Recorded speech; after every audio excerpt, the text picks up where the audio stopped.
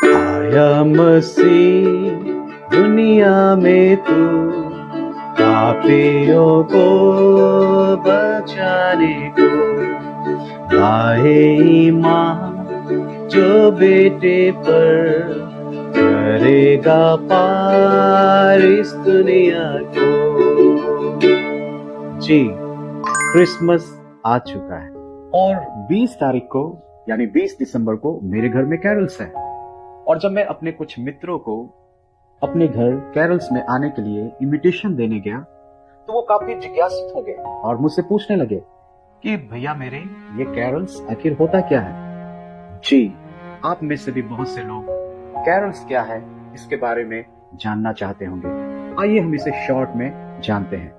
Carols का मतलब यानी कैरल सिंगिंग का मतलब है क्रिसमस गीत, यानी यीशु मसीह के जन्म की घटना, संदेश और उद्देश्य पे आधारित गीत और भजन। जी, इसी को कैरल्स बोला जाता है। प्रभु के लोग समूह में एक दूसरे के घर आते जाते हैं या फिर सार्वजनिक स्थानों पर यीशु के जन्म का सुसमाचार गीत के माध्यम से एक दूसरे तक पहुंचाते हैं और यीशु के दुनिया में आने की खुशियां मनाते हैं।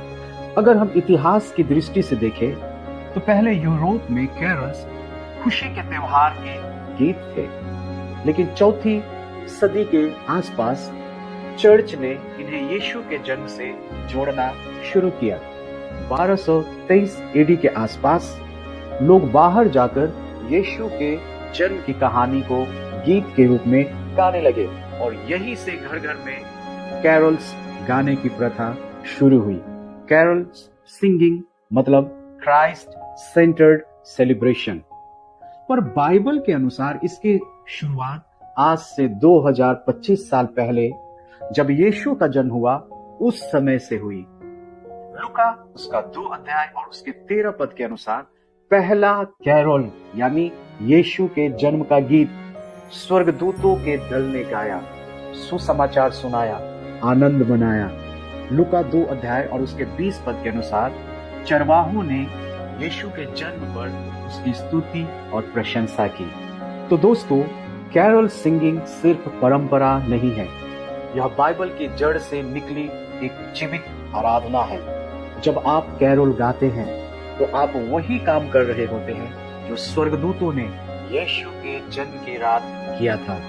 वर्शिप, इवेंजलिज्म और जॉय तीनों एक साथ। कैरल सिंगिंग संगीत में सुसमाचार की आवाज है, मानव जाति के लिए उद्धार, मुक्ति, शांति और आशा की